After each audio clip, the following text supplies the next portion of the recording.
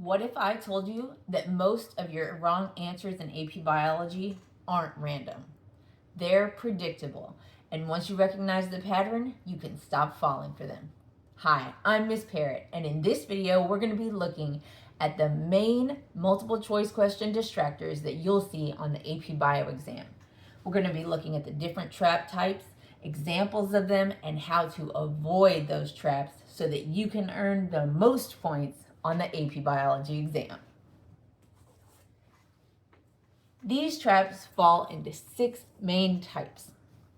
The first trap is one that sounds right.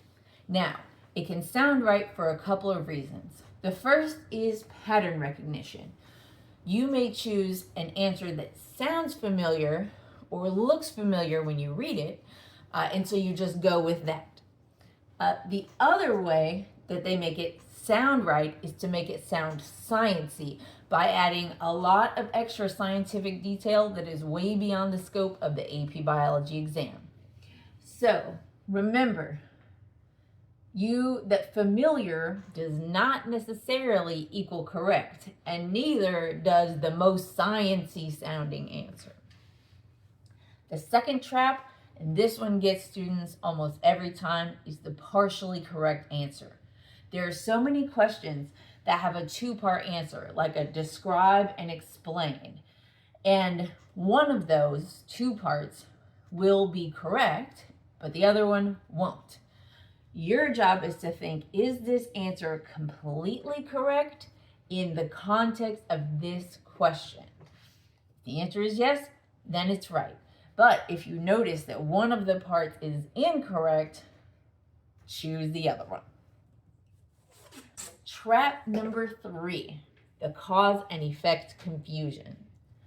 So in this one, the AP Bio exam will give an answer choice where the pieces are correct, but they're out of order. So they'll make the effect the cause and the cause the effect.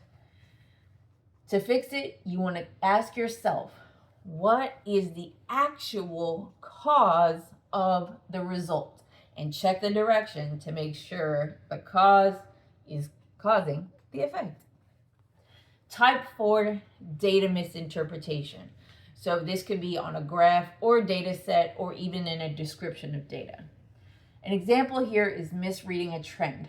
So let's say you have a graph where you have a positive slope and it starts to flatten off. Now, even though you don't see a downward slope in this graph, that doesn't mean that the rate of whatever is happening isn't decreasing. So classic examples are like if something is going up and then it starts to slow down, that's a decrease in rate, even though it's not pointing down, it's just becoming more flat. Or another example would be if you have like water potential, a greater negative number is lower than a smaller negative number. So it's more negative, farther from 0. So you want to be sure that you're reading the trends correctly and anchor your answers in the graph or in the data table, not just in your memory. The 5th major distraction type is using extreme language. So look out for always, never, and only. Biology is full of exceptions. And even if in a certain scenario, there may be an exception that they give in that scenario. So you want to keep an eye out for those. I'm not saying never choose them, but be wary of them and be sure that your answer matches the data given in the question. Now, trap 6. This is another big tricky one, and it's when they use negative or indirect wording. So I came across this just the other day, actually, in it was an ecology set of questions about elk and what community they prefer that has like their food of choice. So in my example, the graphs showed that elk prefer the upland habitat because it has the food aspen trees that they like. and that they prefer that to the woodland habitat. But the way they worded the correct answer was elk avoid the woodland habitat. So even though the data and then the question said which do they prefer, the answer wasn't worded as elk prefer upland. Like, I guess that was just too easy. So they changed it to elk avoid the other option, the wrong answer. So you want to think when you're looking at your answers, especially ones that feel a little mixed up, like, this could be right. What are you trying to say? Slow down, translate it, and see which answer means the same thing that your data is showing. Let's take a look at this anti-trap checklist. So anytime you come across your answer choices, think to yourself, does this answer choice directly answer the question?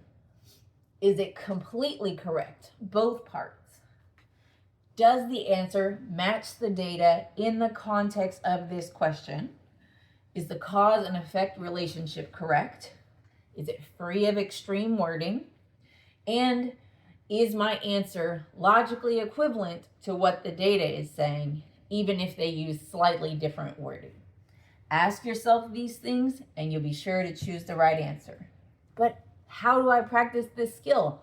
That's a lot of things to ask myself for every single question. Well, first of all, you're not going to need it for every single question, but this is how you're going to practice. So while you're doing all your other practicing, you're going to do 5 to 10 practice multiple choice questions, and you're going to time yourself, right? Because time pressure is essential for fluency. And it's also part of the reason why we choose the wrong answer. So you're going to do your practice. Then afterwards, you're going to analyze. You're going to go through, check your answers. What did you get right? What did you get wrong? Don't move on yet. Analyze. Determine, where was the gap? Was it in my knowledge? Was it in my skills? Was it in the timing? Or what was the trap? This is where we look back at our 6 reasons and see, was there a trap? Is there a pattern here in the kinds of traps that I'm tending to fall for? Once you analyze that, then your job is to fix your thinking. So if it's a gap in knowledge, fill it. If it is a gap in timing, know that, or skills. But if it's because you're falling for a certain trap, you want to correct your reasoning, compare right answers and wrong answers to, again, narrow like which are the traps that I'm consistently falling for, and translate any tricky wording. Then, and here's what's going to like bump you up another step, is if you go back and redo them, not immediately, but the next day, a couple days later, and do you find yourself falling for the same traps? Or do another set. Are you falling for the same traps? And again, if so, the more you start to recognize your mental patterns, the more you can catch yourself from falling into those traps on the day of the AP Bio exam. Also, doing this process and understanding, and being able to recognize quickly what the AP Bio is doing to trick you will help you get faster across the board in the multiple choice. So you'll know which ones to rule out before, and so you don't have to do as much thinking. You won't have as great of a cognitive load on the day of the AP Bio exam. If this video is helpful for you, please do give it a like, subscribe to my channel, Miss Parrot Science, and leave a comment, a question, or an emoji down below. For practice, beg pardon. Please check out my TBT resources at Know and Grow with Gnomes. Keep learning, keep growing, and we'll see you next time.